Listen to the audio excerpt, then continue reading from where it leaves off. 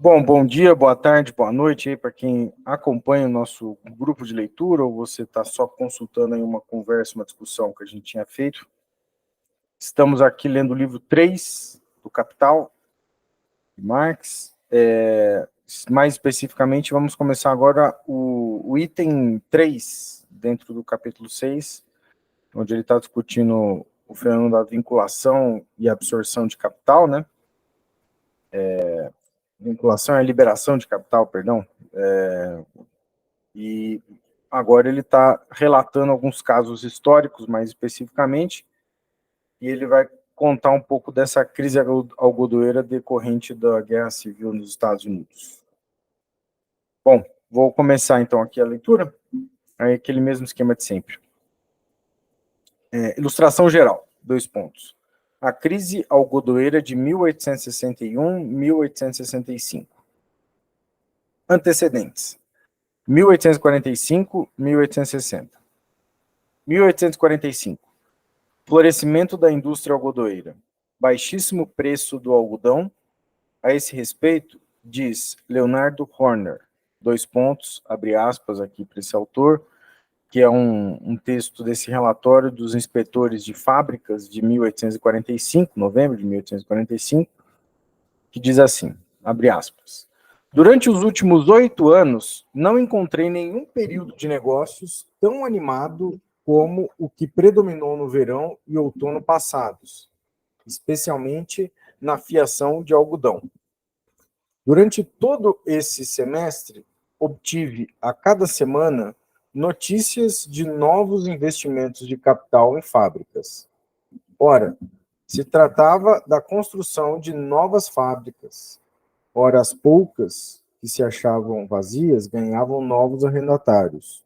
Ora, se expandiam fábricas que se encontravam em atividade, instalando-se máquinas a vapor novas e mais potentes, e aumentando a maquinaria de trabalho.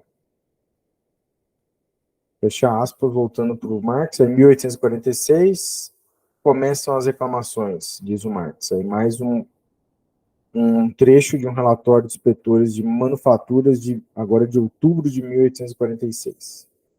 Desde há muito tempo, escuto os donos de fábricas algodoeiras reclamações frequentes sobre o estado de depressão de seus negócios.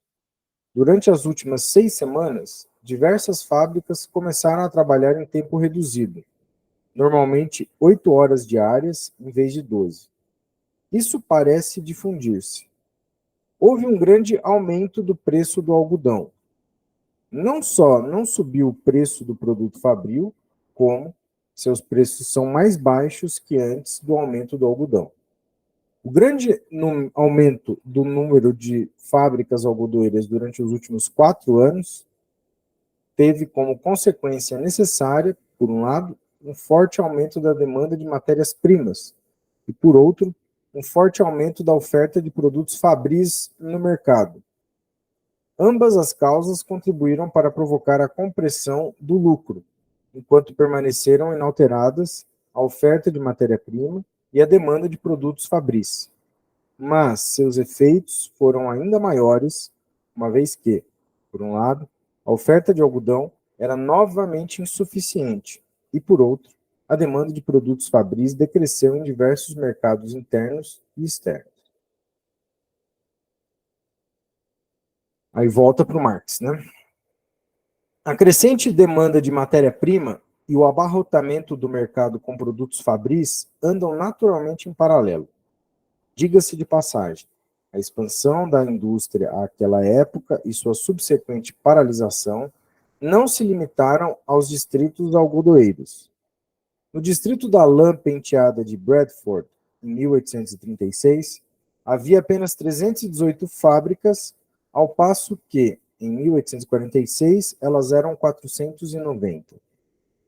Esses números não expressam nem de longe o verdadeiro incremento da produção, uma vez que, ao mesmo tempo que as fábricas já existentes se ampliaram consideravelmente. Isso também vale para as fiações de linho. Mais uma citação do relatório dos inspetores de fábrica, também de outubro de 1846. Abre aspas.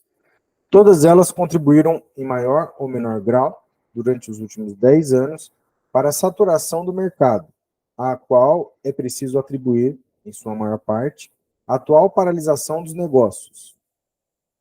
A situação deprimida dos negócios é uma decorrência absolutamente natural de uma expansão tão rápida das fábricas e da maquinaria. Fecha aspas. Volta para o Marx. 1847. Em outubro, crise monetária. Desconto de 8%. Isso foi precedido pelo desastre da especulação ferroviária e das letras giradas fraudulentamente sobre as Índias Orientais. Porém, aí abre aspas, mais uma citação de um relatório dos inspetores de fábricas, agora de outubro de 1847. Diz assim, abre aspas, o Sr. Baker fornece detalhes muito interessantes sobre o aumento que nos últimos anos houve na demanda de algodão, lã e linho em consequência da expansão dessas indústrias. Ele considera que a demanda aumentada dessas matérias-primas, tendo ocorrido num período em que sua oferta caiu muito abaixo da média, é quase suficiente para explicar o atual estado deprimido desses ramos dos negócios, mesmo sem fazer referência à crise monetária. Esse ponto de vista é totalmente confirmado por minhas próprias observações e por minhas conversas com gente entendida a respeito dos negócios. Esses diversos ramos estavam todos numa situação muito deprimida, enquanto descontos eram prontamente obtidos por 5% ou menos. Em contrapartida, a oferta de seda crua era abundante, os preços moderados e os negócios, consequentemente, muito ativos, até as últimas 2 ou 3 semanas, quando a crise monetária afetou indubitavelmente não só as pessoas de fato envolvidas na manufatura, porém, mais ainda, seus principais clientes, os fabricantes de artigos de moda. Uma olhada nos informes oficiais demonstra que a indústria algodoeira aumentou quase 27% nos últimos 3 anos. Em consequência disso, o algodão, em números redondos, passou de 4 a 6 pence a libra, enquanto o fio, graças ao aumento da oferta, encontra-se bem pouco acima de seu preço anterior. A indústria da lã começou a expandir-se em 1836. Desde então, cresceu 40% em Yorkshire e mais ainda na Escócia. O crescimento é ainda maior na indústria do estame. Nesse caso, os cálculos para o mesmo período revelam uma expansão de mais de 74%. Por essa razão, o consumo de lã crua foi enorme. A indústria do linho mostra, desde 1839, um crescimento de cerca de 25% na Inglaterra, 22% na Escócia e quase 90% na Irlanda. A consequência desse fato, acompanhado de más colheitas de linho, foi que a matéria-prima aumentou em 10 unidades monetárias por tonelada, enquanto o preço do fio baixou em 6 pence por meada. Fecha aspas, tem 2 notas aqui de rodapé, né, dentro dessa citação, uma é essa 18, depois a 19, vamos ler elas juntas aqui. A 18 é uma nota do Engels, né, que diz assim, na Inglaterra, distingue-se estritamente manufatura de lã, entre manufatura de lã, que fia e tece fio de lã cardada a partir da lã curta, entre parênteses, centro principal, 2 pontos, Leeds, cidade de Leeds, né? E manufatura de estame, que fia e tece fio de lã penteada a partir da lã longa, entre parênteses, sede principal, 2 pontos, Bradford, em Yorkshire. Essa é a nota 18. Só uma coisa bem rapidinha aqui. Não sei se tu te lembra, acho que tu já deu isso também, que o Eric Williams ele fala daquela máquina descarroçadora que foi inventada no final do século XVIII, que justamente, digamos assim, faz com que essas 2 formas de fio, digamos assim, possam ser utilizadas, né? O de fibra longa, o que ele está chamando ali, a primeira seria o de fibra curta, né? Essa segunda que ele descreve ali é o de fibra longa. Dá para ver isso aqui tem uma tradução um pouco diferente aqui na civilização brasileira, que ele marca mais essa diferença da fibra aqui, né? E me parece que, assim, o argumento lá do Eric Williams, acho que é só bom lembrar, assim, é que até o final do século XVIII, só a de fibra curta, se não me engano, é que tinha uma entrada comercial nas manufaturas inglesas. Com essa máquina descaroçadora, aí sim ficou, digamos assim, independente, né? As duas fibras poderiam ser utilizadas, certo? Ainda que, de certa maneira, que o Engels esteja mostrando que ainda há uma distinção, né, de que tipo de lugar opera com que tipo de fibra, né? Mas acho que talvez seria só importante mencionar isso, né? Que é uma coisa que na verdade, o Eric Williams menciona isso porque essa máquina descaroçadora, ao colocar os dois tipos de fibra no mesmo patamar, coloca os Estados Unidos, né, como produtor de algodão, ali no mesmo patamar das Antilhas Inglesas, né? Até então não estava, na verdade. Só esse comentário. Sim, uma ótima referência essa aí. Eu até estava tentando só mostrar a capa do livro do Eric Williams, mas meu computador não foi rápido o suficiente enquanto você falava. Eu estava tentando abrir aqui o texto dele, mas é aquele livro, a gente está fazendo referência ao Capitalismo e Escravidão, né?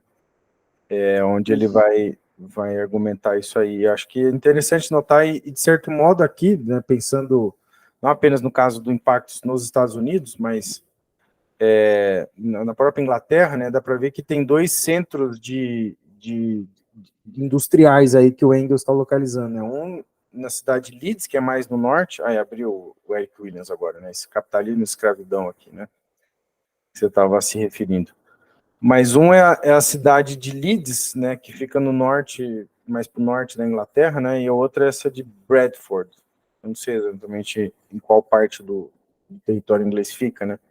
E aí, essa máquina inventada, ela, de certo modo, até unifica, tende a unificar os centros industriais, né, vamos dizer assim, né.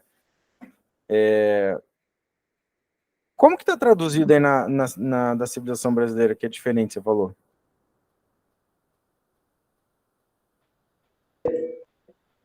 Não, na verdade, até olhando agora aqui, ele usa os mesmos termos aqui, é só porque acho que no correr da citação ali, ele usa um termo, ele deixa o termo, acho que em inglês, se não me engano, no meio da citação, e aqui no meio da citação ele já fala de fibra longa e fibra curta, não nem usa o termo em inglês. Acho que é só isso que estava de diferente, mas É porque ele fala esse stame aqui. Isso. Eu confesso que estava com dificuldade de entender o que era esse stame, mas... Então, aqui aparece simplesmente assim, indústria têxtil de lã de fibra longa. Em vez disso tudo aí que tem depois, do worsted e stame ali, só tem fibra longa. Certo. Então é isso. O stame aí é a fibra longa. Não, beleza. Então, voltando aqui para o texto... faltou a 19, né? A gente tinha que ver a nota 19 aqui, que é também uma nota do Engels, que diz assim: essa rápida expansão da fiação mecânica do linho na Irlanda deu, então, o golpe de misericórdia na exportação do linho alemão, em parênteses, da Silésia, Lusácia e Westfália, tecido com fio feito à mão. Voltando aqui, aí o Marx diz, 1849. Desde os últimos meses de 1848, reanimam-se os negócios. Mais uma citação de relatório do inspetor de manufatura, agora de abril de 1849, que diz, abre aspas, o preço do linho, que estava tão baixo que assegurava um lucro razoável sob quase todas as circunstâncias futuras possíveis, permitiu aos fabricantes dar continuidade a seus negócios. No início do ano, os fabricantes de lã estiveram muito ocupados durante um tempo, mas receio que as consignações de mercadorias de lã tomam com frequência o lugar da demanda real, e que os períodos de prosperidade aparente, ou seja, de pleno emprego, nem sempre coincidem com os de demanda legítima. Durante alguns meses, o negócio do estame foi particularmente bom. No início do período mencionado, o preço da lã esteve consideravelmente baixo. Os donos de fiações se haviam acautelado comprando a preços vantajosos, e certamente também em quantidades significativas. Quando o preço da lã aumentou com as vendas da primavera, os fiandeiros aproveitaram a situação e a conservaram, uma vez que a demanda de produtos fabris se tornou considerável e imprescindível. Ainda mais à frente, se observamos as variações na situação dos negócios ocorridas nos distritos fabris, de 3 ou 4 anos para cá, creio que temos de admitir que em algum lugar se encontra uma grande causa de perturbações. Não será possível que a gigantesca força produtiva da maquinaria aumentada tenha agregado a isso um novo elemento? E o Marx, volta para o Marx. Em novembro de 1848, em maio e no verão de 1849, até outubro, os negócios tomaram cada vez mais impulso. Mais um relatório de outubro de 1849 diz assim: isso vale principalmente para a fabricação de tecidos de lã penteada, agrupada em torno de Bradford e Halifax. Em nenhuma época anterior, esse negócio chegou próximo de sua extensão atual.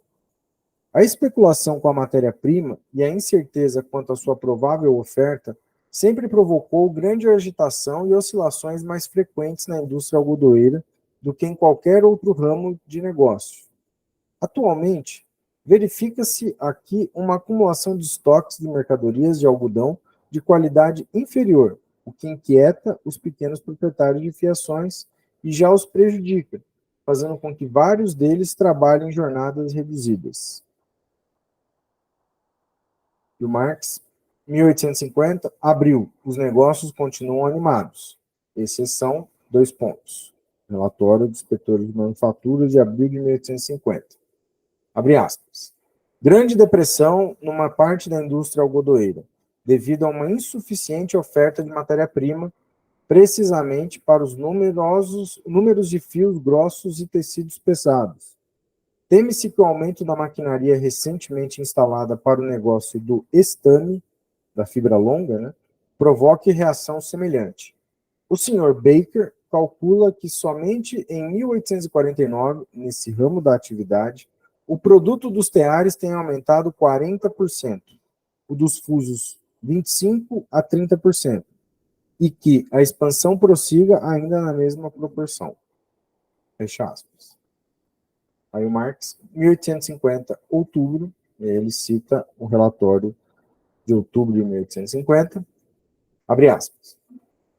O preço do algodão continua a causar uma considerável compressão nesse ramo da indústria, especialmente para aquelas mercadorias nas quais a matéria-prima constitui uma parte considerável dos custos de produção. Em muitos casos, o grande aumento de preço da seda crua também produziu uma pressão nesse ramo. Fecha aspas. E volta para o Marx. Segundo o relatório do Comitê da Real Sociedade para o Cultivo do Linho na Irlanda, o alto preço do linho, mantendo-se baixos os preços de outros produtos agrícolas, assegurou um aumento significativo da produção de linho para o ano seguinte. Isso na página 33 desse relatório. 1853, abril, grande prosperidade. Abre aspas. Em nenhum momento, é uma citação do relatório do inspetor de manufatura de abril de 1853, em nenhum momento dos 17 anos durante os quais tomei conhecimento oficial da situação do distrito fabril de Lancashire, deparei-me com uma prosperidade geral semelhante. A atividade é extraordinária em todos os ramos. Fecha aspas. É o que diz Leonard Horner. 1853, outubro, depressão da indústria algodoeira, entre aspas, sobreprodução, relatório de inspetor de manufaturas, de outubro de 1853. 1854, abril, aí mais uma citação, agora desse relatório do inspetor de manufatura de abril de 1854. Abre aspas. O negócio da lã, apesar de não estar animado, garantiu pleno emprego em todas as fábricas. O mesmo a indústria algodoeira. O negócio do estame, da fibra longa, foi irregular, em geral, ao longo de todo o semestre anterior. Na indústria de linho, houve perturbações decorrentes da diminuição da oferta reduzida de linho e cânhamo da Rússia, ocasionada pela Guerra da Crimeia. 1859, mais um relatório do inspetor de manufaturas de abril de 1859, abre aspas. Os negócios ainda estão deprimidos na indústria escocesa de linho, já que a matéria-prima é escassa e cara. A baixa qualidade da colheita, passada nos países do Báltico, dos quais provinha a principal parte de nossos abastecimentos, provocará um efeito nocivo sobre os negócios desse distrito. Em contrapartida, a juta, que em muitos artigos de qualidade inferior toma pouco a pouco o lugar do linho, não é rara nem anormalmente cara. Hoje, em Dundee, é uma cidade da Escócia, cerca da metade das maquinarias está afiando juta. Fecha aspas, citação do relatório do inspetor de manufatura de abril de 1859. E aí o de outubro de 1859, abre aspas. Devido ao alto preço da matéria-prima, a fiação de linho continua a não valer a pena.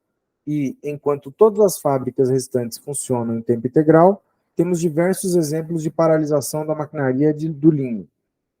A fiação da juta encontra-se numa situação mais satisfatória, já que, ultimamente, esse material caiu a um preço mais moderado.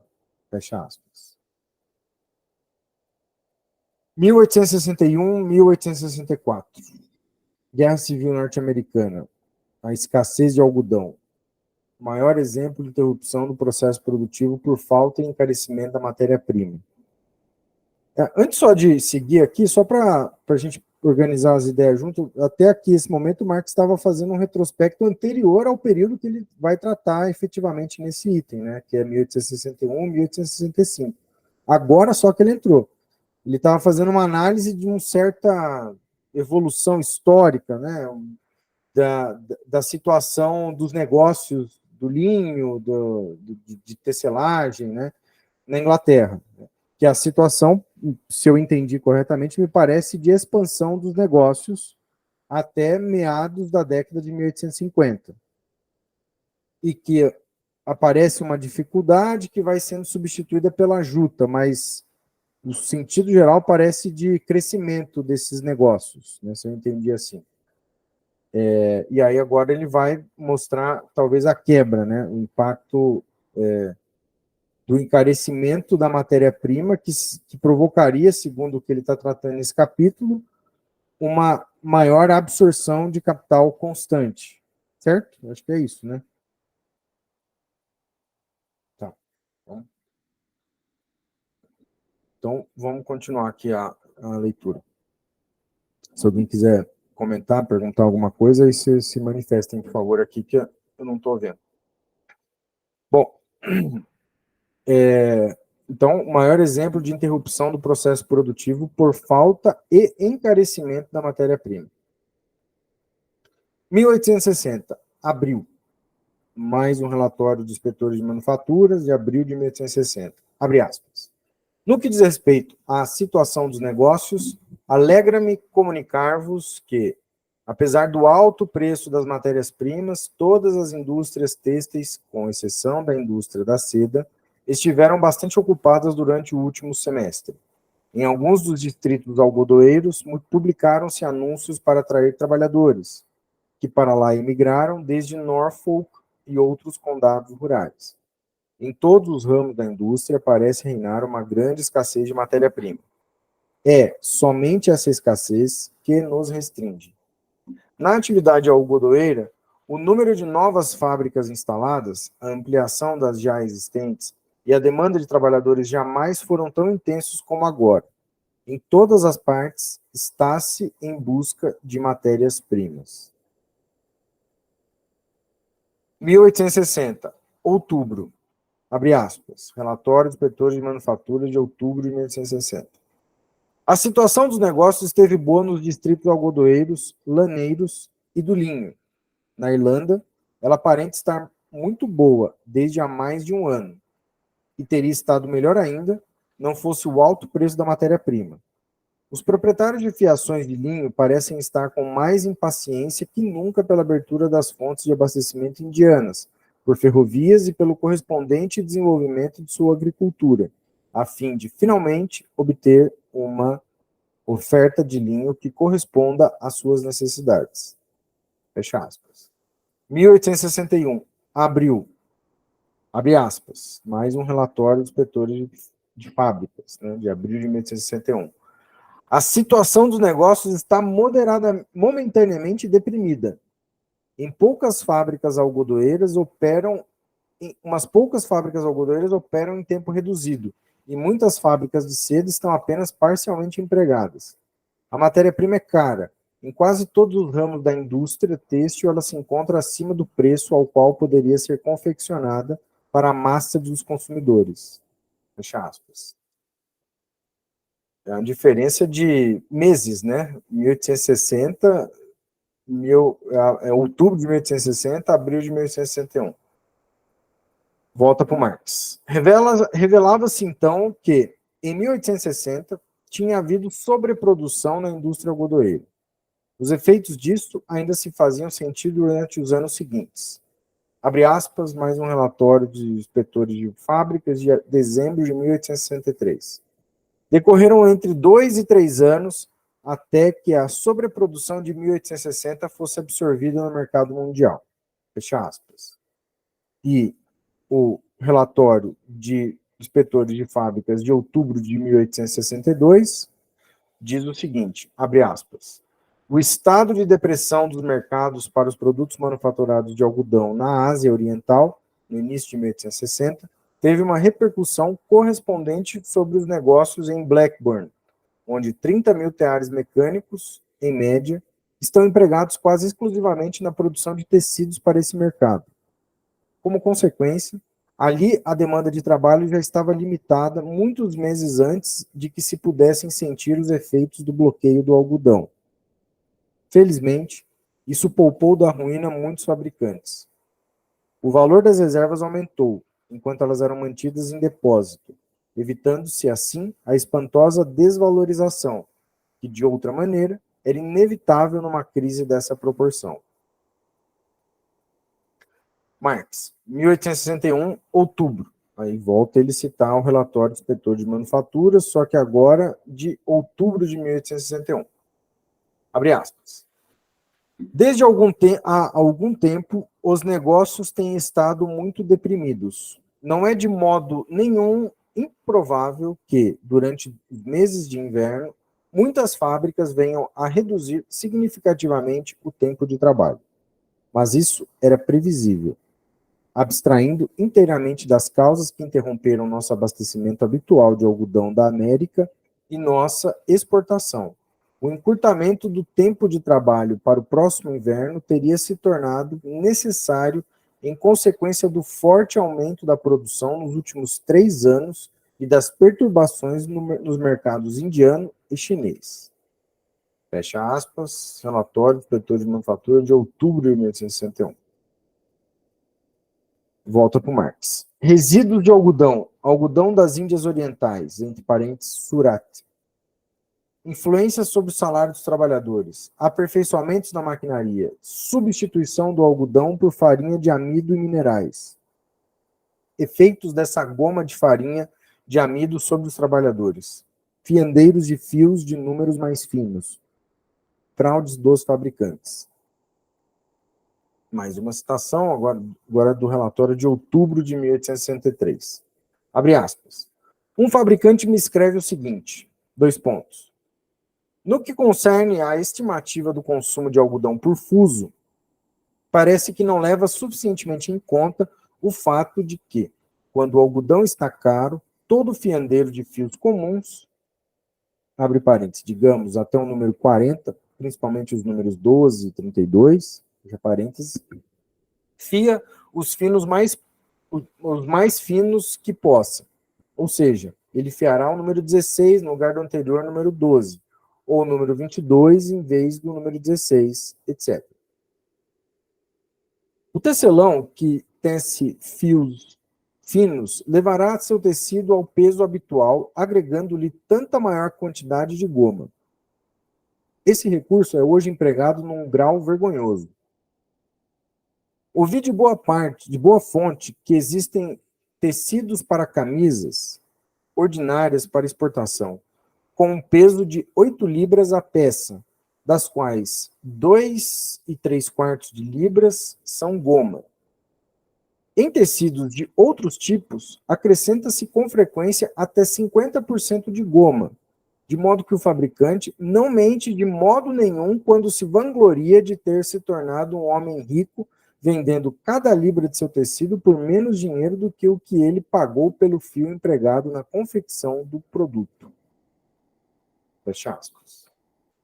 Mais à frente, ouvi dizer também declarações de que os tecelões atribuem a deterioração do seu estado de saúde à goma que se emprega para tramas preparadas com algodão das Índias Orientais e que já não se compõe, como antes, só de farinha. Mas esse substituto da farinha ofereceria a grande vantagem de aumentar consideravelmente o peso do tecido, de modo que 15 libras de fio, uma vez tecidas, convertem-se em 20 libras. Abre parênteses. Idem. Esse substituto era talco moído, chamado de argila chinesa, ou gesso, também chamado de giz francês. Fecha parênteses. Mais à frente ainda, continuando a citação que o Marx faz, o ganho dos tecelões, entre parênteses, a palavra significa aqui trabalhadores, é bastante reduzido pela utilização de substitutos da farinha para engomar as tramas. Essa goma torna o fio mais pesado, mas também duro e quebradiço. Cada fio da trama passa no tear pelo assim chamado liço, cujos fortes fios mantêm a trama na posição correta. As tramas com goma enrijecida provocam contínuas rupturas dos fios do liço. Cada ruptura ocasiona ao tecelão 5 minutos de perda de tempo para reparos. Atualmente, o tecelão deve reparar esses danos pelo menos 10 vezes mais que antes, o que faz naturalmente com que o tear renda, durante as horas de trabalho, tanto menos. Mais à frente, agora uma situação mais uma parte anterior do texto, diz assim, em Ashton, Setley Bridge, Mosley, Oldham, etc., o tempo de trabalho foi reduzido em 1/3 e as horas de trabalho continuam a ser reduzidas a cada semana. Simultaneamente a esse encurtamento do tempo de trabalho, também se opera, em muitos ramos, uma diminuição do salário. Fecha aspas.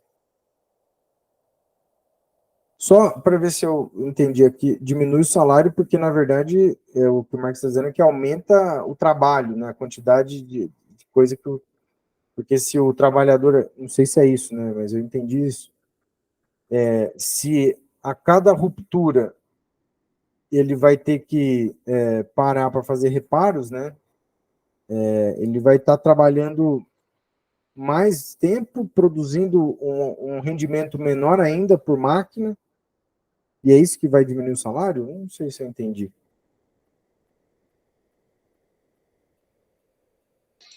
Ou essa diminuição de salário é uma maneira de compensar o aumento do preço da matéria-prima, né? E a queda na taxa de lucro. Faz sentido. Aí faz sentido, né? Com a compensação, faz sentido. Bom, voltando para o Marx. No início de 1861, ocorreu uma greve dos tecelões mecânicos em algumas partes de Lancashire. Diversos fabricantes haviam anunciado uma diminuição do salário entre 5% e 7,5%. Bom, é bem isso que eu acabou de dizer. Está aqui a explicação. Os trabalhadores insistiam em que se mantivessem as taxas salariais, porém que se encurtassem as horas de trabalho. Isso não lhes foi concedido e teve início a greve. Depois de um mês, os trabalhadores tiveram de ceder. Mas então obtiveram ambas as coisas. 2 pontos. Abre aspas, por relatório dos inspetores de manufaturas de abril de 1863, Além da diminuição dos salários que os trabalhadores acabaram por aceitar, muitas fábricas também passaram a trabalhar por tempo reduzido. Volta para o Marx. 1862, abril. Abre aspas, mais um relatório do inspetor de manufaturas de abril de 1862. Os sofrimentos dos trabalhadores aumentaram significativamente desde a data do meu último relatório. Mas em nenhuma época na história da indústria se suportaram padecimentos tão repentinos e graves, com tamanha resignação silenciosa e tão paciente dignidade. Fecha aspas. E continua no mesmo relatório mais à frente. Abre aspas. O número proporcional de trabalhadores que neste momento encontram-se totalmente desempregados não parece ser muito maior que em 1848, quando imperava um pânico habitual, mas grave o suficiente para induzir os preocupados fabricantes a encomendar uma estatística sobre a indústria algodoeira, tal como a que agora se publica semanalmente. Em maio de 1848, 15% dos trabalhadores algodoeiros de Manchester estavam desempregados, 12% trabalhavam em tempo reduzido, enquanto mais de 70% estavam empregados em tempo integral. Em 28 de maio de 1862, 15% estavam desempregados, 35% trabalhavam tempo reduzido e 49% tempo integral. Nas localidades vizinhas, como por exemplo Stockport, o percentual dos total ou parcialmente desempregados é maior e o dos plenamente empregados é menor. Fecha aspas. Justamente porque nesse lugar se fiam números mais grosseiros do que em Manchester.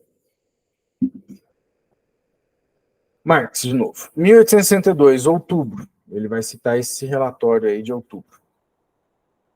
Abre aspas. De acordo com a última estatística oficial, havia no Reino Unido, em 1861, 2.887 fábricas de algodão, das quais 2.109 eram em meu distrito, em parênteses, Lancashire e Cheshire. Eu sabia perfeitamente que grande parte das 2.109 fábricas em meu distrito eram pequenos estabelecimentos que empregavam poucas pessoas. No entanto, causou-me surpresa descobrir a grandeza desse número. Em 392 delas, ou seja, 19%, a força motriz de vapor ou hidráulica é menor que 10 cavalos vapor. Em 345, ou seja, 16%, essa força fica entre 10 e 20 cavalos vapor. Em 1372 dessas fábricas, é de 20 cavalos vapor ou mais. Muitos desses pequenos fabricantes, mais de um terço do total, ainda eram recentemente trabalhadores. São pessoas desprovidas de capital. Portanto, o peso principal recairia sobre os 2/3 restantes. Volta para o Marx. Segundo o mesmo relatório, naquele momento, 40.146 dos trabalhadores algodoeiros em Lancashire e Cheshire encontravam-se plenamente empregados, ou seja, 11,3%. Empregados com tempo de trabalho limitado, 134.767, ou seja, 38%. E desempregados, 179.721, ou seja, 50,7%. Se subtrairmos os dados referentes a Manchester e Bolton, onde se fiam principalmente os números finos, um ramo relativamente pouco afetado pela carestia do algodão, a questão se apresenta ainda mais desfavorável, a saber, 2 pontos. Plenamente empregados, 8,5%. Parcialmente empregados, 38%. E desempregados, 53,5%. Os dados desse relatório aí, páginas 19 e 20. Que o Marx ainda cita agora, abre aspas. Para os trabalhadores, constitui uma diferença essencial que se elabore algodão bom ou ruim. Nos primeiros meses do ano, quando os fabricantes procuravam manter em funcionamento as fábricas utilizando todo o algodão que pudessem comprar a preços baixos, chegou muito algodão ruim às fábricas, nas quais antes se costumava empregar o algodão bom. Tão grande era a diferença no salário dos trabalhadores que estes deflagraram muitas greves, pois já não podiam obter uma remuneração diária tolerável. Em alguns casos, a diferença pela utilização de algodão de má qualidade chegava à metade do salário total, mesmo com tempo de trabalho pleno. Viu, deixa eu só interromper bem rapidinho aqui, porque eu estava lendo na civilização brasileira, não vi se tu pulou alguma coisa ali ou não tem, mas aqui ele fala assim, nessa citação ali, que fala assim, a diferença ocasionada nos salários dos trabalhadores era tão grande que ocorreram muitas greves, pois na base do antigo salário por peça, não podiam eles obter um salário dia aceitável. Então esse era o problema, era porque eram pagos na base do salário por peça, né? Então, se a matéria-prima era esse lixo aí que eles tinham que utilizar, é óbvio que não dava conta, né? Isso é uma coisa importante, acho que ter tirado a ideia de salário por peça, que não dá para entender muito bem por que eles estão reclamando, por que a matéria-prima aparece como uma reclamação de salário, né? Imediatamente. Acho que foi ruim ter tirado isso aí dessa tradução aí da Boitempo. Sim, não, eu vou até fazer aqui uma observação e que bom que você avisou, porque realmente, se a gente se trata salário em geral, como se fosse salário por tempo, né, que é o que intuitivamente a gente imagina, né, não dá para entender, né, da onde que vem essa relação com baixar o salário, né, porque se o cara trabalha por tempo, né, tipo CLT numa fábrica, e o fabricante arruma algodão pior ou melhor, isso aí é problema do fabricante. O trabalhador vai ganhar pelo tempo que ele fica na fábrica lá trabalhando, né? Agora, se a forma de recebimento do trabalhador não é nessa modalidade de contrato, mas é de acordo com o que entrega, né? Ele tem que entregar e aí ele recebe. Então, aí, evidentemente, que é por isso que os patrões vão compensar esse encarecimento, né, essa absorção de valor em termos de capital constante, por meio de um rebaixamento, né, do capital variável, né? Seria por aí. Eu acho que a ideia de salário por peça ela ajuda a explicar mesmo, né? Mais um problema da tradução da Boitempo. Deixamos aqui a crítica a Boitempo por seu trabalho editorial muito mais propagandeado, mas com uma qualidade não tão grande quanto a propaganda. Bom, então vamos Tipo esse continuar. algodão aí que eles estão usando. Tipo Não, esse tô brincando, algodão, tô sendo maldosa agora. tipo esse algodão aí que eles estão usando, né? Exatamente. Estamos falando isso porque a gente já detectou desde o livro 2 uma série de problemas de erro de conta, de notação e tudo mais, que atrapalha mesmo o entendimento, né? E até a maneira como eles traduziram umas períodos longos, né? Que falta um ponto no meio aí para você parar e entender, né? Tudo bem que alemão não tem, mas português não é alemão, né? Enfim, português é português. Mas vamos lá. 1863. Abril. Abre aspas, mais um relatório, abril de 63, que ele está citando. No curso deste ano, não se poderá empregar plenamente muito mais que a metade dos trabalhadores algodoeiros. Fecha aspas. E aí o trecho que o Marx cita, né? Uma desvantagem muito séria da utilização do algodão das Índias Orientais, tal como o que as fábricas têm de empregar agora, é que, com ele, reduz-se muito a velocidade da maquinaria. Durante os últimos anos, fez-se o possível para aumentar essa velocidade, de modo que a mesma maquinaria realizasse um volume maior de trabalho.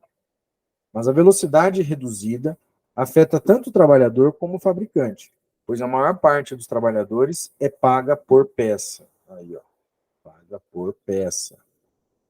Os fiandeiros por libra fiada. É uma forma de pagamento por peça. Os tecelões, por peça tecida. Mesmo no caso dos outros trabalhadores, pago com salário semanal, que seria o salário por tempo, né, seria verificada uma redução de salário em consequência da produção reduzida. De acordo com minhas averiguações e os informes que me foram apresentados sobre os ganhos dos trabalhadores algodoeiros no curso deste ano, houve um decréscimo de 20% em média, em alguns casos de 50%, calculado segundo os níveis salariais vigentes em 1861. Fecha aspas. Continuando, né, mais à frente aqui do texto. Né?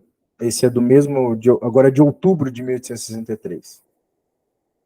A soma ganha depende do material que é atrapalhado. A situação dos trabalhadores em relação com o importe salarial recebido é muito melhor agora, outubro de 1863, entre parênteses, que nesta mesma época do ano passado. A maquinaria foi aperfeiçoada, conhece melhor a matéria-prima e os trabalhadores superam mais facilmente as dificuldades com as quais tinham de lutar de início. Na primavera passada, estive em Preston, numa escola de costura. Aí, entre parênteses, é uma instituição de beneficência para desempregados. Continuando a citação. Duas moças que no dia anterior haviam sido enviadas a uma tecelagem, por indicação do fabricante, de que poderiam ganhar 4 shillings por semana, solicitaram sua readmissão na escola, queixando-se que na fábrica não teriam conseguido ganhar nem 1 shilling por semana. Obtive informes sobre self-acting minders, homens que controlam um par de self-actors, e que, depois de 14 dias de trabalho, em tempo integral, ganhavam 8 shillings e 11 pence. E dessa soma lhes era descontado o aluguel de suas ocasiões, de suas casas, ocasião na qual o fabricante, aí Marx faz uma ironia, que generoso, lhes devolvia a metade do aluguel como brinde. Os minders levavam para casa a soma de 6 shillings e 11 pence. Em muitos lugares, os self-acting minders ganhavam de 5 a 9 shillings e os tecelões de 2 a 6 shillings por semana, durante os últimos meses de 1862. Minders aí é fiandeiros. Fiandeiros, obrigado. Então, seriam os fiandeiros autônomos, seriam isso? Isso. Que trabalham com máquinas autônomas. Aqui, aquela parte que tu leu ali tá meio estranha, agora nem sei como é que tava, mas aqui tava assim, fiandeiros que trabalham com máquinas automáticas. Sim. Esse mesmo que tá bem em cima. Então, fiandeiros que trabalham com máquinas automáticas.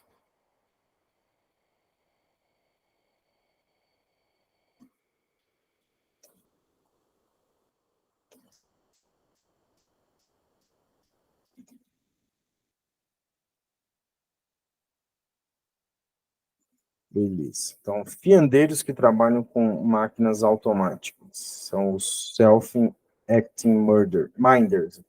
Né? Esses fiandeiros, né, levavam para casa a soma de 6 shillings e 11 pence. Em muitos lugares, os self-acting minders, né, os fiandeiros que trabalham com máquinas automáticas, ganhavam de 5 a 9 shillings. Os tecelões de 2 a 6 shillings por semana, durante os últimos meses de 1862. Hoje, vigora uma situação muito mais saudável, embora as remunerações ainda tenham decrescido muito na maior parte dos distritos. Muitas outras causas contribuíram para o ganho reduzido, além da fibra mais curta do algodão indiano e de sua impureza. Assim, por exemplo, atualmente é comum misturar grandes quantidades de dejetos de algodão com algodão indiano, o que naturalmente aumenta ainda mais a dificuldade para os fiandeiros. Por ser a fibra mais curta, os fios se rompem com mais facilidade ao estirar a mill, eu acho que é a máquina, né? A máquina de fiar, né? Que é apelido de mill, né? É a máquina de fiar. E ao torcer o fio, e não se pode manter a máquina de fiar em funcionamento com tanta regularidade. Da mesma forma, devido à grande atenção que se deve dispensar aos fios, ocorre frequentemente que uma tecelã só pode vigiar um tear e muito raramente é capaz de vigiar mais de 2 teares. Em diversos casos, o salário dos trabalhadores foi reduzido em 5%, 7,5% e 10%. Na maioria das vezes, o trabalhador tem de arranjar-se da melhor forma possível com sua matéria-prima e, dadas as taxas salariais vigentes, obter a melhor remuneração que possa conseguir. Outra dificuldade contra a qual, às vezes, devem lutar os tecelões é a de elaborar um bom tecido com um material ruim e de ser castigados com descontos salariais quando o trabalho não resulta conforme o desejado. Temos ainda um tanto aqui desse item, né? Se alguém quiser fazer um comentário, alguma coisa, fica à vontade aí. Senão eu vou seguindo até mais um pouco. Os salários, mesmo onde se trabalhava em tempo integral, eram miseráveis. Os trabalhadores algodoeiros se prontificavam para todos os trabalhos públicos, de drenagem, construção de estradas, britagem de pedras, pavimentação de ruas, nos quais eram empregados para obter uma subvenção, abre parênteses, que na verdade era uma subvenção para os fabricantes, conforme o livro 1, ainda por causa da Boitempo, páginas 649 e 650, fecha parênteses, das autoridades locais. A burguesia inteira patrulhava os trabalhadores. Se o pior salário era oferecido e o trabalhador não queria aceitá-lo, o comitê de subvenção o eliminava da lista de subvenções. Na medida em que ou os trabalhadores morriam de fome ou tinham de trabalhar por qualquer preço, foi uma idade de ouro para os senhores fabricantes, a mais lucrativa possível para o burguês. E os comitês de subvenção agiam como seus cães de guarda. Ao mesmo tempo, os fabricantes, em conluio secreto com o governo, impediam a emigração tanto quanto possível, em parte para manter sempre à disposição seu capital, existente sob a forma de carne e sangue dos trabalhadores, em parte para garantir o recebimento dos aluguéis extorquidos aos trabalhadores. Mais uma citação, relatório de inspetores de fábrica, outubro de 1863, abre aspas. Neste ponto, os comitês de subvenção atuavam com bastante rigor. Se era oferecido trabalho, suprimiam-se da lista os trabalhadores aos quais ele era oferecido, obrigando-os, assim, a aceitá-lo. Caso se recusassem a aceitar trabalho, era porque seu pagamento seria só nominal, ao passo que o trabalho era extraordinariamente pesado. Fecha aspas. O Marx. Os trabalhadores se prontificavam a aceitar qualquer tipo de trabalho para o qual fossem recomendados, de acordo com a Lei de Obras Públicas. E abre aspas, o mesmo relatório, na página 69. Os princípios segundo os quais se organizavam os empregos industriais variavam consideravelmente de uma cidade para outra. Mas, mesmo naqueles lugares onde o trabalho ao ar livre não servia absolutamente como prova de trabalho, esse trabalho era pago com a mera soma regular de subsídio, ou com um acréscimo tão insignificante que ele se convertia de fato numa prova de trabalho. Mais à frente, a Lei de Obras Públicas, né, o Public Works Act de 1863, destinava-se a remediar esse mal e capacitar o trabalhador a ganhar sua remuneração diária como diarista independente. A finalidade dessa lei era tripla. 2 pontos. Primeiro, capacitar as autoridades locais para tomar dinheiro emprestado, em parênteses, acréscimo do Marx, com o consentimento do presidente do Departamento Estatal de Beneficência, volta para a citação, aos comissários dos empréstimos do Tesouro, fecha parênteses. Segundo, facilitar melhorias nas cidades dos distritos algodoeiros. Terceiro, procurar para os trabalhadores desempregados trabalho e salários remunerativos. Fecha aspas. Voltando para o Marx, até o final de outubro de 1863, haviam sido concedidos, sob essa lei, empréstimos até um montante de 883.700 unidades monetárias. Está na página 70 do relatório. Os trabalhos realizados eram principalmente de canalização, construção de estradas, pavimentação de ruas, tanques coletores para obras de saneamento, etc. O Sr. Henderson, presidente do comitê de Blackburn, escreve sobre isso ao inspetor de Fabril Redgrave. Abre aspas. Durante toda a minha experiência no curso da presente época de sofrimento e miséria, nada me comoveu com mais força, nem me deu mais contentamento do que a alegre transigência com que os trabalhadores desempregados desse distrito aceitavam o trabalho que, conforme a lei de obras públicas, lhes era oferecido pelo Conselho Municipal de Blackburn. É difícil imaginar um contraste maior que o existente entre o trabalhador fiandeiro de algodão, que antes trabalhava como hábil operário na fábrica, e aquele que, atualmente, o faz como diarista assalariado, trabalhando num canal de escoamento, a 14 ou 18 pés de profundidade. Fecha aspas.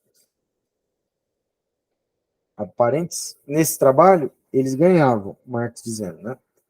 Conforme o tamanho de sua família, de 4 a 12 shillings semanais. Esta última soma, gigantesca, deveria frequentemente bastar para uma família de 8 pessoas. Os patrões burgueses tinham, com isso, um duplo benefício. 2 pontos. Em primeiro lugar, recebiam dinheiro para a melhora de suas cidades enfumaçadas e descuidadas, a juros excepcionalmente baixos. Em segundo lugar, pagavam os trabalhadores muito abaixo das taxas salariais regulares. Fecha parênteses. E aí, mais continuando no mesmo relatório, abre aspas, habituado como estava a uma temperatura quase tropical, a um trabalho para o qual a perícia e a precisão na manipulação lhe eram infinitamente mais úteis do que a força muscular, acostumado a uma remuneração 2 ou 3 vezes maior do que aquela que ele pode obter atualmente, sua espontânea aceitação da atividade oferecida inclui uma soma de renúncia e consideração que o torna merecedor do mais extremo respeito. Em Blackburn, os homens foram testados em quase todos os tipos possíveis de trabalho ao ar livre. Na escavação de um solo argiloso, rígido e pesado, a uma profundidade considerável, na drenagem, na britagem de pedras, na construção de estradas, nas escavações para canais de escoamento a profundidades de 14, 16 e às vezes de 20 pés, com frequência, durante esses trabalhos, eles permanecem com os pés submersos a uma profundidade de 10 a 12 polegadas de lodo e água. E em todos ficam expostos a um clima cuja frialdade úmida não é superada por nenhum distrito da Inglaterra, se é que há algum que o alcance. Fecha aspas. A estação continua um pouquinho ainda. A postura dos trabalhadores foi quase irrepreensível. Sua disposição para aceitar o trabalho ao ar livre e arranjar-se com ele. Página 69. 1864, abril. Abre aspas, no relatório do inspetor de fábrica dessa época. Ocasionalmente se ouve em diversos distritos queixas sobre a falta de trabalhadores, ainda mais em certos ramos, como na tecelagem, mas essas queixas têm sua origem tanto no minguado salário que os trabalhadores podem ganhar em decorrência da má qualidade dos fios empregados, como numa escassez real qualquer dos princípios dos próprios trabalhadores nesse ramo particular. No mês passado, ocorreram numerosos conflitos salariais entre certos fabricantes e seus trabalhadores. Lamento que as greves tenham se dado com demasiada frequência. Os efeitos da lei de obras públicas são sentidos pelo fabricante como uma concorrência e, em consequência disso, o comitê local de backup suspendeu suas atividades, pois, embora nem todas as fábricas estejam em atividade, ficou evidente que há escassez de trabalhadores. Fecha parênteses. Volta para o Marx. Os senhores fabricantes não tinham tempo a perder. Em decorrência da lei de obras públicas, a demanda cresceu a ponto de, nos canteiros de obras de backup, alguns trabalhadores fabris passaram a ganhar de 4 a 5 shillings diários. E assim, os trabalhos públicos foram paulatinamente suspensos. Essa reedição dos ateliês nacionais de 1848, dessa vez estabelecidos para o proveito da burguesia. E tem mais seria um subitem, né, dentro aqui do texto, do capítulo, do item, na verdade. Como já chegamos em 18 horas, consulte se a gente continua. Isso falta muito ainda para acabar, deixa eu ver. Não falta muito, não. Então, acho que dá até para a gente terminar aqui. Fazer um esforço aí de uns 10 minutinhos a mais. Tudo bem? Sim. Então, vamos lá. Experimentos num corpo sem valor. Abre aspas. É um relatório também desse aí, né? Embora eu tenha registrado, o inspetor Redgrave, né, imagino que está dizendo, o salário muito reduzido dos plenamente empregados, acrescenta Marx, a remuneração efetiva dos trabalhadores em diversas fábricas, disso não se segue de modo nenhum que ganhem a mesma soma a cada semana. Os trabalhadores são aqui expostos a grandes flutuações em consequência da constante experimentação dos fabricantes com diversos tipos e proporções de algodão e dejetos na mesma fábrica. As, entre aspas, misturas, como são denominadas, são frequentemente alteradas, e a remuneração dos trabalhadores sobe e desce juntamente com a qualidade da mistura do algodão. Às vezes, ela fica em apenas 15% do pagamento anterior, e em 1 ou 2 semanas caía 50% ou 60%. O inspetor, aí volta o Marx, o inspetor Redgrave, que é quem fala nessa última citação, apresenta então o rol de salários tomados da prática, do qual bastam aqui os seguintes exemplos. 2 pontos. A. Tecelão, família de 6 pessoas, empregado 4 dias por semana, 6 shillings e 8,5 pence. B. Torcedor, 4,5 dias por semana, 6 shillings, 4 dias e meio por semana, 6 shillings. C. Tecelão, família de 4 pessoas, 5 dias por semana, 5 shillings e 1 pence. D. Pré-fiador, família de 6 pessoas, 4 dias por semana, 7 shillings e 10 pence. E. Tecelão, família de 7 pessoas, 3 dias, 5 shillings, etc. Prossegue Redgrave. 2 pontos. Abre aspas. Os exemplos citados merecem consideração, pois comprovam que, em algumas famílias, o trabalho parece ter se convertido numa desgraça, uma vez que ele não só reduz a renda, como a reduz a tal ponto que ela se torna insuficiente para satisfazer mais que uma parte ínfima das necessidades absolutas dessas famílias, a não ser que se conceda um auxílio adicional nos casos em que a renda familiar não alcance a soma que ela obteria com subvenções, se todos os membros se encontrassem desempregados. Fecha aspas. Mais à frente ainda, abre aspas, em nenhuma semana desde 5 de junho de 1863, a ocupação média global de todos os trabalhadores foi maior que 2 dias, 7 horas e alguns minutos. Fecha aspas. Página 121. Desde o início, volta para o Marx, né? Desde o início da crise até 25 de março de 1863, foram gastos quase 3 milhões de libras esterlinas pelas administrações de beneficência. O Comitê Central de Subvenções e o Comitê da Mansion House de Londres. Página 3. Abre aspas. No distrito em que se fia, de certo, o mais fino dos fios, os trabalhadores fiandeiros sofrem uma redução salarial indireta de 15% em consequência da passagem do Sea Island ao algodão egípcio.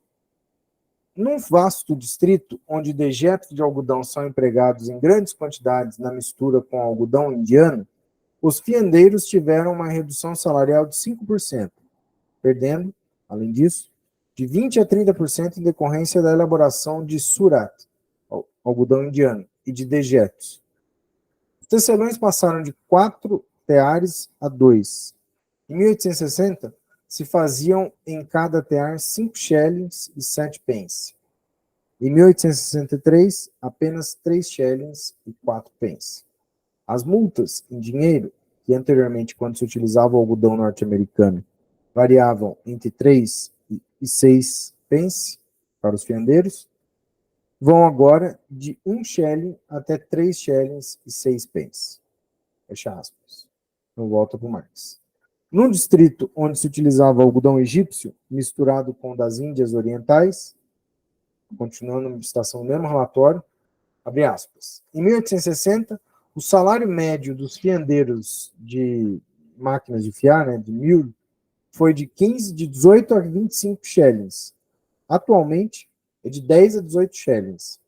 Isso não foi provocado exclusivamente pela piora na qualidade do algodão, mas também pela redução da velocidade da máquina de fiar, a mill, com o objetivo de torcer o fio com mais força, trabalho pelo qual, em tempos normais, teriam sido efetuados pagamentos extras de acordo com a tabela salarial. Fecha aspas, página 43 a 4, 45 até a 50.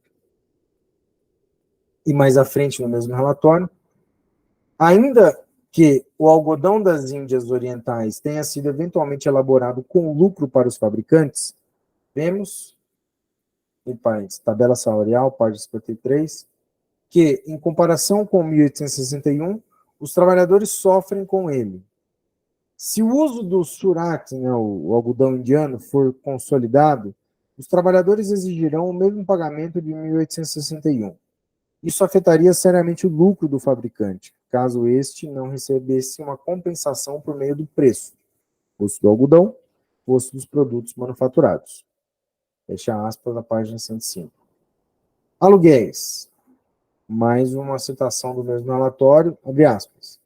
Quando os cottages habitados pelos trabalhadores são de propriedade do fabricante, este frequentemente desconta o aluguel do salário deles, inclusive em casos de jornada reduzida. Apesar disso, o valor desses edifícios caiu e atualmente se podem obter casebres por um preço 25% a 50% mais barato que antes. Um cottage custava 3 shillings e 3 pence por semana. Pode ser obtido agora por 2 shillings e 4 pence, às vezes por ainda menos. Fecha aspas. Página 57 do relatório de inspetor de manufaturas de outubro de 1863. Volta para o Marx. Emigração. Naturalmente, os fabricantes eram contrários à emigração dos trabalhadores, porque, abre aspas, na expectativa de tempos melhores para a indústria algodoeira, pretendiam conservar ao alcance da mão os meios para fazer funcionar sua fábrica da maneira mais lucrativa. Fecha aspas. Mas também, abre aspas, vários fabricantes são os proprietários das casas em que vivem os trabalhadores por eles empregados, e pelo menos alguns deles contam imprescindivelmente com receber mais tarde o pagamento da dívida referente ao aluguel acumulado. Fecha aspas, também do mesmo relatório, página 96. Volta para o Marx, para terminar. Num discurso a seus eleitores parlamentares, pronunciado em 22 de outubro de 1864, o senhor Bernard Osborne diz que os trabalhadores de Lancashire se comportaram como filósofos antigos, entre parênteses, estoicos. Não como ovelhas? Pergunta o Marx. E assim encerramos aqui o capítulo 6, né? E aí o próximo seria um adendo, né? O capítulo 7. Mas só para a gente encaminhar aqui a nossa conversa, né? Acho que, não sei se alguém quer mencionar alguma coisa. Acho que a única coisa que eu comentaria, assim, além do que já foi dito, né? Mais especificamente, é que me parece claro que a análise que o Marx está fazendo, né, desse aumento do preço das matérias-primas, dos insumos, ou redução, né, em particular o caso do aumento dos preços, parece que tem uma tendência que ele está observando ali, disso ser compensado por um barateamento dos salários, né, por parte devido ao fato de que são salário por peça, né? Isso aí é interessante porque, vou fechar com isso, né? Isso nos traz uma série de reflexões em que medida, né, esses fenômenos hoje, né, nesse capitalismo de plataformas, que é basicamente fundamentado em salário por peça, né, o quanto isso também não pode ser digamos, uma forma de compensação para fenômenos do tipo no nosso tempo, né? Mas, enfim, acho que é isso. Aí eu deixo aberto aí a palavra se alguém quiser se manifestar, pensar. Eu queria fazer duas observações. Não sei se você se lembra das frentes de trabalho do Nordeste quando tinha seca.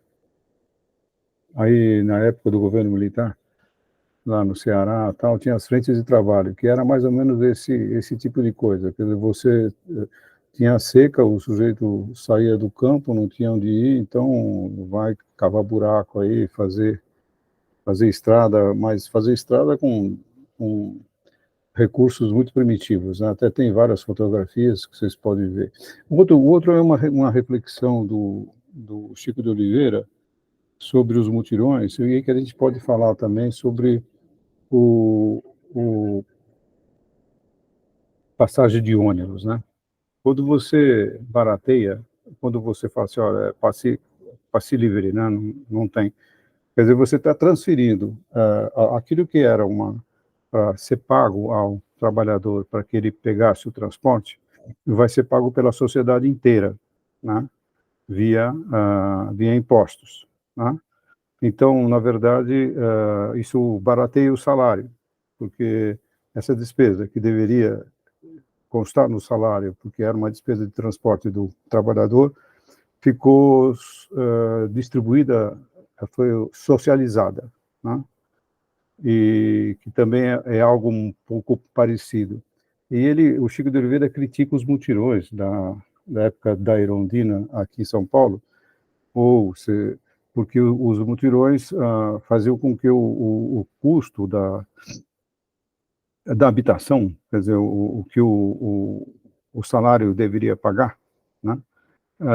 Ele ficava sob os ombros do trabalhador, ajudado por outros trabalhadores com o apoio da prefeitura. Então, todos esses benesses que o Estado dá, que deveriam ser incorporados ao trabalho, é uma espécie dessa lei aí que o texto cita, né? E então o Chico de Oliveira questiona isso, né? Fala assim, olha, você acha que isso aí é um bem, né? Não deveria ser assim, né? Bom, era só para esclarecimento, o título de um fio é a relação, você pega 1.000 metros de um fio e pesa em gramas, tá?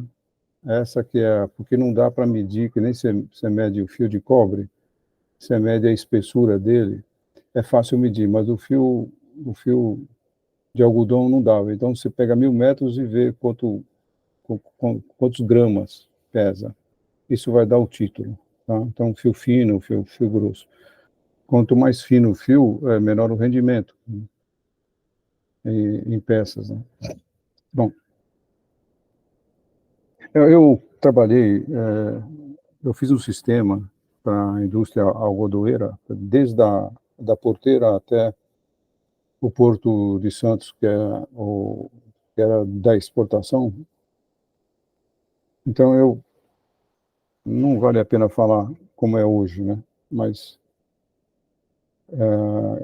todas essas dificuldades da qualidade da matéria-prima foram resolvidas, né? Se alguém tiver interesse, eu falo. Mas aí era a qualidade da matéria-prima afetava a produtividade. Isso obviamente foi resolvido, né? E a mesma coisa que existe com a goma para engrossar o fio, existe também na indústria de papel. É a mesma coisa, tá? É o caulim. e aí que ele chama de talco. Aí. Bom, ok. É isso.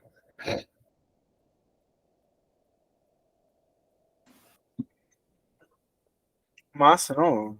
Bom ouvir a, a voz conhecedora. E, de fato, imagino que deve ter resolvido, né? Vários desses problemas aí que está sendo relatados no que diz respeito à qualidade do insumo.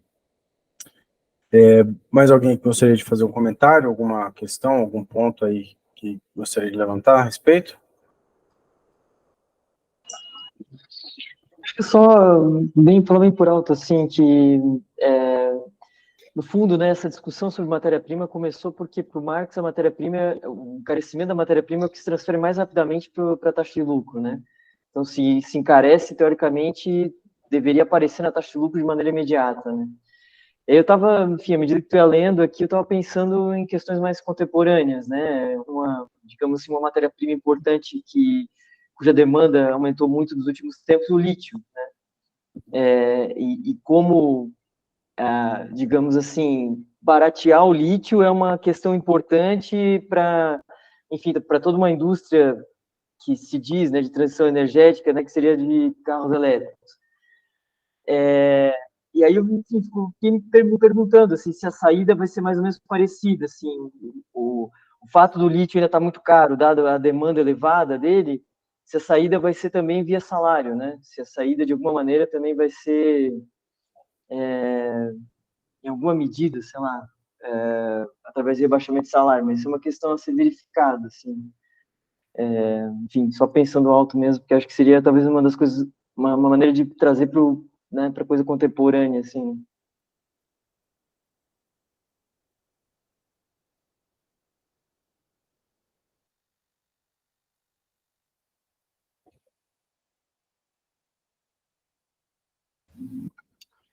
Verdade, é uma questão interessante, né?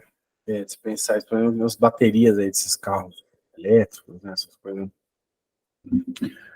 Bom, acho que então vamos ficar por aqui, né? Aí semana que vem a gente... Uma só observação sobre Claro. a interrupção, né, que é praticamente é o título do que nós lemos, né?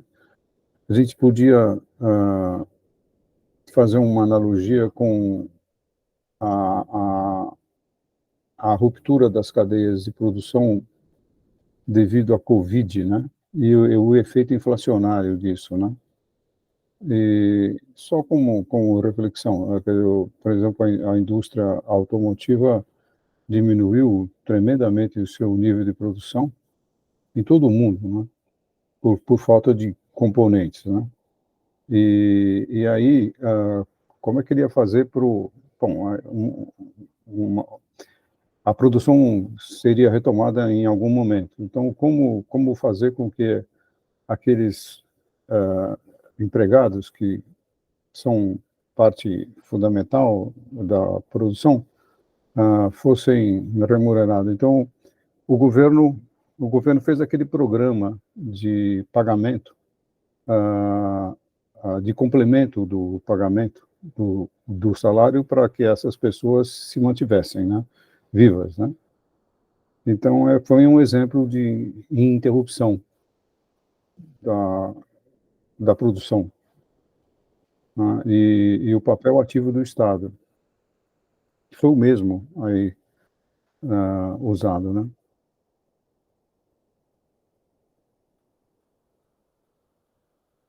Você se lembra disso, né? Da Covid? Sim, eu até estava escrevendo ali no chat a coisa dos semicondutores, ficou bem famosa, né? Acho que apareceu muito aí nos noticiários. Mas no Brasil também fertilizante, né? Para o agronegócio ficou faltando aí por um tempo, né? Teve uma dificuldade até que o Brasil resolvesse por contratos com produtores canadenses, né? Mas isso apareceu. No caso da Covid, teve também aquele navio que ficou bloqueado no canal do Suez, né? Ali também teve um impacto inflacionário em várias partes da cadeia produtiva, né? Porque navio carregado cheio de insumos ali para várias indústrias, né? Bom, e também, só para O que está acontecendo lá no Mar Vermelho também, interrompendo os produtos que vão para Israel, os enemitas, né? Como isso tem um peso muito grande para a produção mundial, né?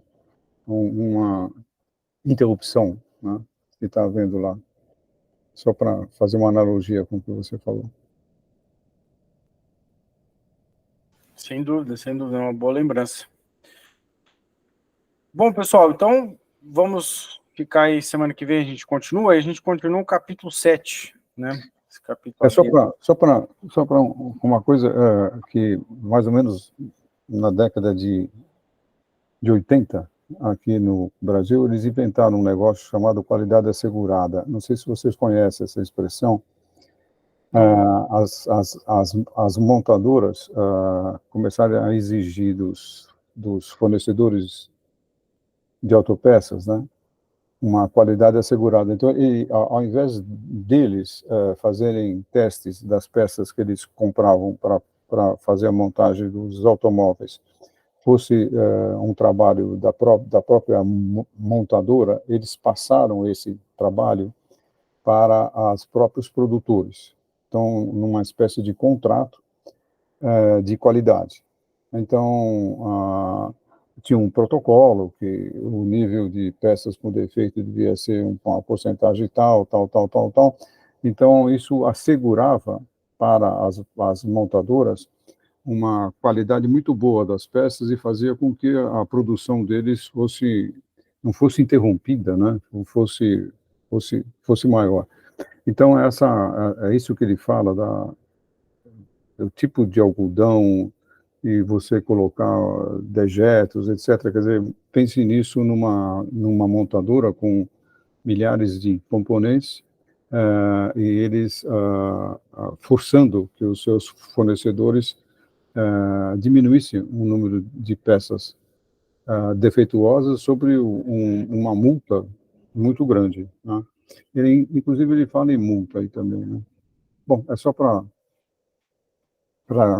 dizer que isso aí é uma briga intestina também entre os produtores, né?